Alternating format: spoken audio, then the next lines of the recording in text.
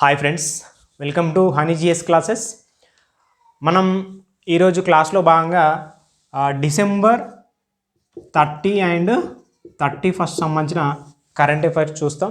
ఈ క్లాస్లో మనకు ఈ 30 అండ్ 31 సంబంధించిన అంశాలు మనకు దాదాపు 13 అంశాలు ఉన్నాయి. 13 అంశాలను మనము కరెంట్ అఫైర్స్లో భాగంగా చూస్తాం. ఫస్ట్ మనకి మొదటి అంశం వచ్చేసి ఆర్థిక సంవత్సరం తొలి అర్ధభాగం సమీక్ష. ఆర్థిక శాఖ ఏం అనౌన్స్ చేసిందంటే వృద్ధి రేట్ అనేది 7.7గా అనౌన్స్ చేయడం జరిగింది. అర్ధభాగం అంటే మనకి ఏప్రిల్ నుంచి సెప్టెంబర్ వరకు సగం 6 months, రైట్. ఇట్లా మన రెండో అంశం వచ్చేసి ఎంటీహెచ్ఎల్ అంటే మనకి ఇక్కడ ముంబై ట్రాన్స్ హార్బ్ లింక్ అని చెప్పేసి ప్రాజెక్ట్. ఇది ముంబై ట్రాన్స్ హార్బ్ లింక్, ఓకే, హార్బర్ లింక్. ఇది మనకి యాక్చువల్గా 2024లో మనకి ప్రారంభించబడుతుందని చెప్పేసి అంచనా. ఇది దీనికి సంబంధించి ఏంటంటే ఇది భారతదేశంలోనే అతి పొడవైన వంతెనగా మనం చెప్పొచ్చు.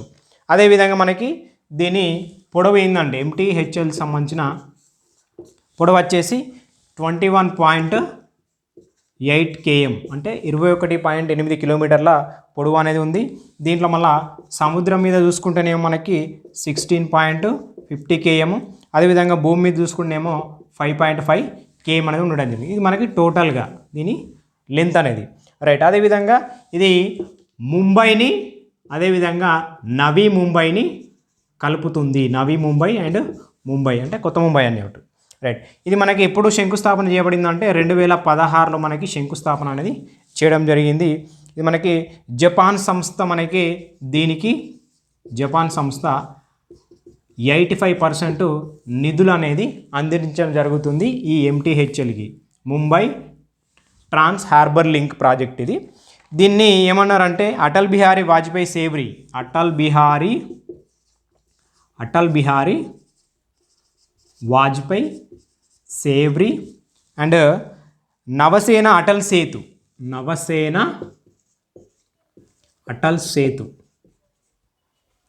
ఓకే, నవసేన అటల్ సేతుగా పేరు అనేది మార్చడం జరిగింది. ఈ ఎంటీహెచ్ఎల్కి సంబంధించి అటల్ బిహారీ వాజ్పేయి సేవరీ నవసేన అటల్ సేతుగా పేరు అనేది మార్చడం జరిగింది. ఇది మనకి ఈ ఎంటీహెచ్ఎల్ గురించి వివరాలు.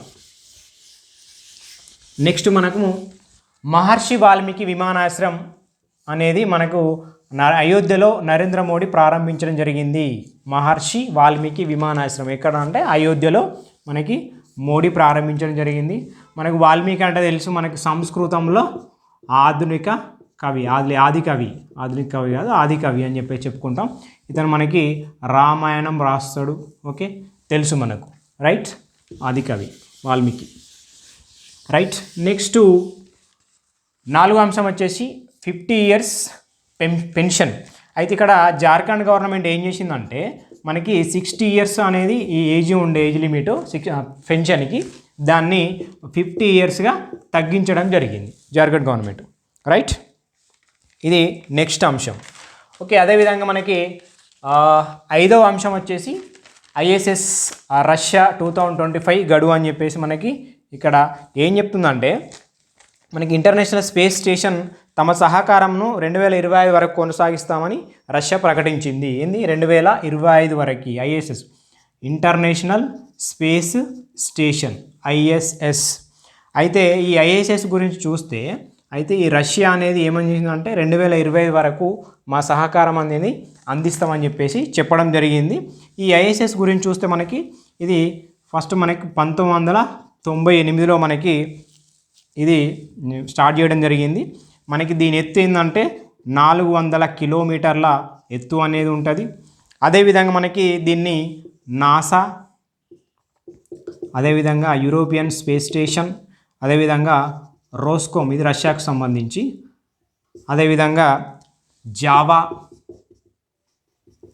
అదేవిధంగా సిఏఎస్ కెనడాకు సంబంధించి, ఓకే, ఇవన్నీ దీంట్లో భాగంగానే మనకి ఐఎస్ఎస్లో భాగంగా ఉండడం జరిగింది ఈ ఐఎస్ఎస్లో.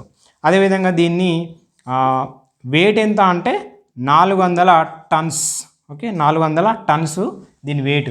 ఇది 1998లో స్టార్ట్ అయ్యి జరిగింది. 400 కిలోమీటర్ల ఎత్తులో ఉంది. అదేవిధంగా నాసా అండ్ యుఎస్ఏ రోస్కోమ్స్ రష్యాకు సంబంధించి, జావా అండ్ సిఎస్ కెనడాకు సంబంధించి ఈ ఐఏఎస్లో భాగం. రైట్. నెక్స్ట్ మనకి నెక్స్ట్ అంశం మంజుల. మరి మంజుల అనేది ఏంటిది చూద్దాం. రైట్. మంజుల అనేది మనకి ఫెర్రీ క్రాఫ్ట్ అంటే ఏం లేదు, మనకి పర్సన్స్ని ట్రాన్స్పోర్ట్ చేసేది, అంటే వాటర్ పైన పర్సన్స్ని ట్రాన్స్పోర్ట్ చేసేది మంజుల అనేది ఫెర్రీ క్రాఫ్ట్ అంటాం దాన్ని, ferry craft. Okay, ferry craft అంటే వాటర్ మీద ఏదైతే ఉంటుందో ఆ వాటర్ మీద మనము పోవడానికి పడవలాగా ఫెర్రీ క్రాఫ్ట్ని యూజ్ చేస్తాము, దాన్ని మంజుల. ఇది ఇండియన్ నేవీకి అప్పగించడం జరిగింది, ఇండియన్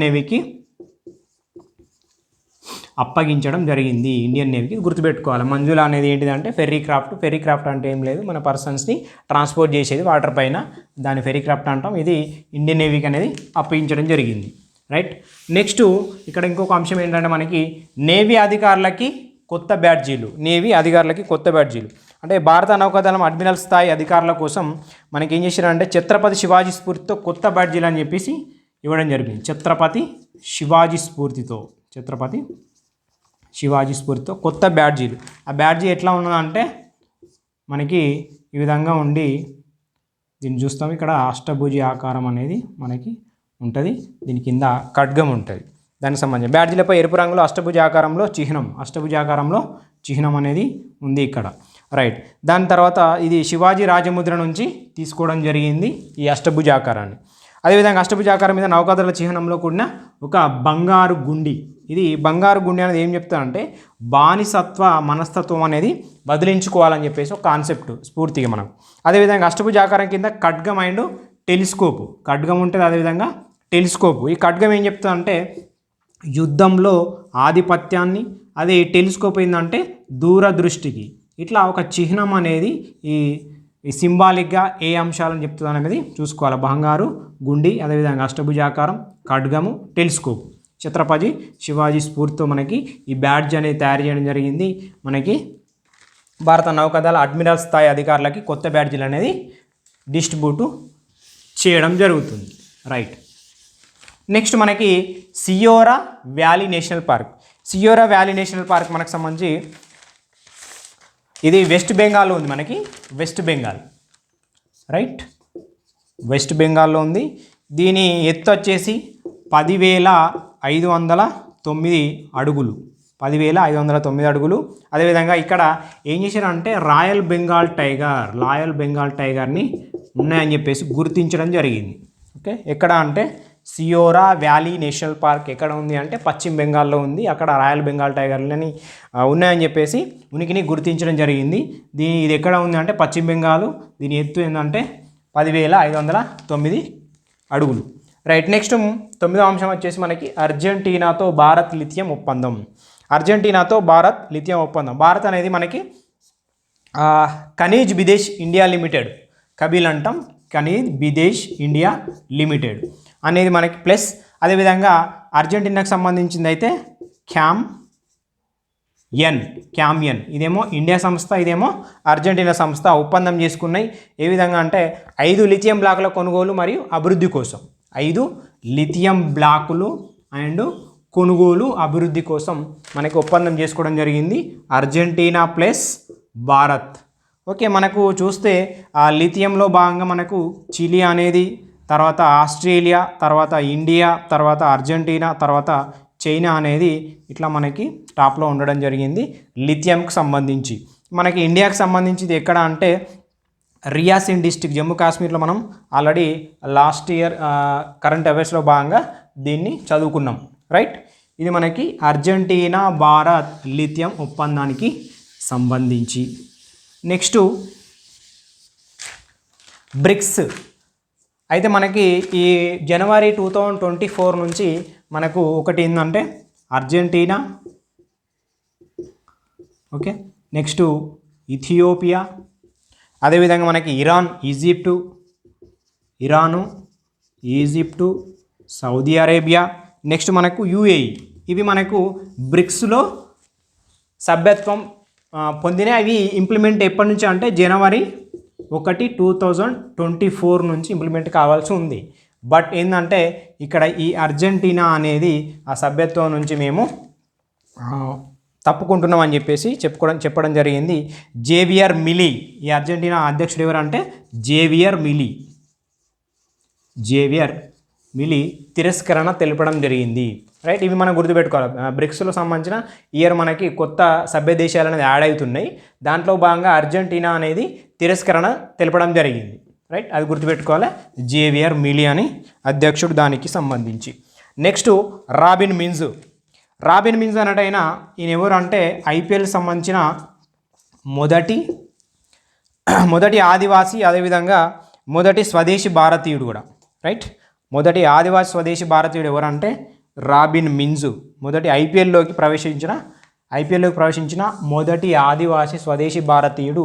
ఇది గుజరాత్ టైటాన్స్లో భాగంగా ఇతను ప్రవేశించడం జరిగింది.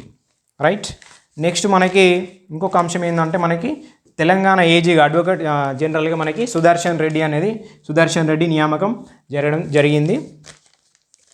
ఎన్నిక కాబడ్డాడు సుదర్శన్ రెడ్డి.